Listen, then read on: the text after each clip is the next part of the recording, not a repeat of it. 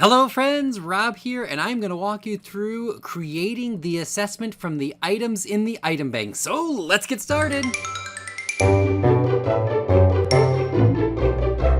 All right, friends, let's go ahead and get started and look at how to do this. So you will sign into MasteryConnect.com and you will log in using your login because we are using MasteryConnect and that's where you should be. So once you're here, you're going to go to assessments just like you did for the assessment item bank creation. Now, right here, you're going to click Add Assessment. You're going to fill in this information because you have to fill it in. So I'm going to just do this all real quick. A quick note about standard. If you select multi-standard and you only do one standard from your item bank, it's going to call you out on it. MasteryConnect is petty like that. So if you're just going to do one, make sure you select it here before you go down here. But we're going to do multi-standard just so you can see it. We can title and description this later, but we have to have all this in to look at our assessment source. Once you click on assessment source, you'll notice you have item-based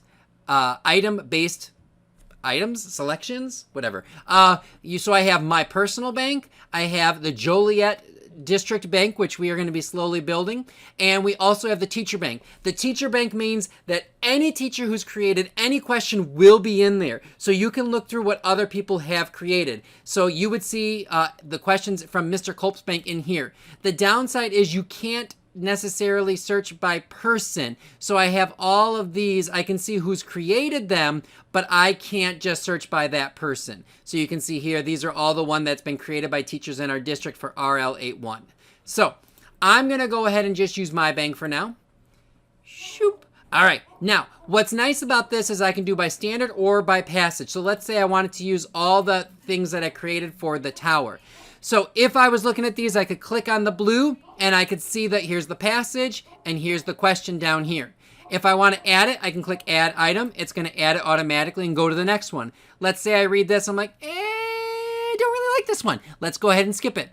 So you can see, like, I can use these arrows to navigate. When I click Add Item, it adds it for me and moves on to the next one. So here are the two that I added. Now, let's say I was like, but you know what? Before I talk about dialogue, I'd like to talk about perception. I can change the order just by clicking and dragging them. All right. I can also scroll through and just add them by clicking the plus next to the question. This is why I suggested in the labeling that you do your grade, the what you're assessing, if there's a passage in what unit. Just kind of makes it easier to look through.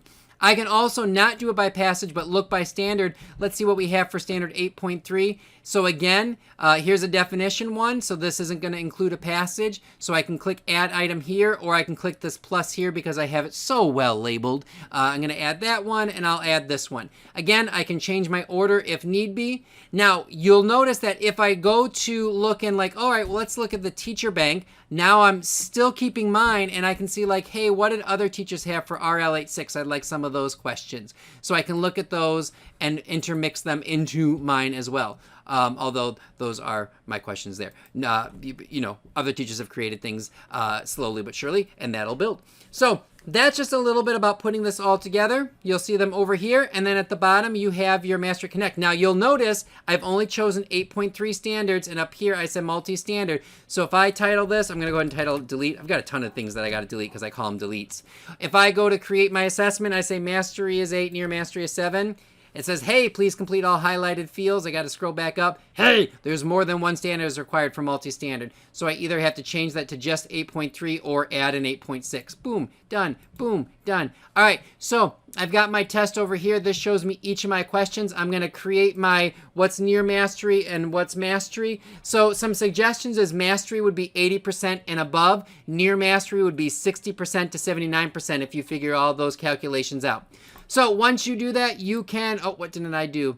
Oh, yeah, I got to click that just so it knows. All right, I'm going to create my assessment now. Now you'll notice it is multi-standard, so it is going to create. On the right-hand side here, I can see each question, and I can scroll down and look at each question if I wanted to. You'll notice that, oops, this one is out of order. I should probably have that back up by the other text, so that way all the text questions are together. I'd have to go into my edit to edit that and fix that. So once I have this here, I can then add it to my trackers the usual way. All right, I hope this was helpful. Y'all have a fantastic rest of the day. Thanks for stopping by and watching this video.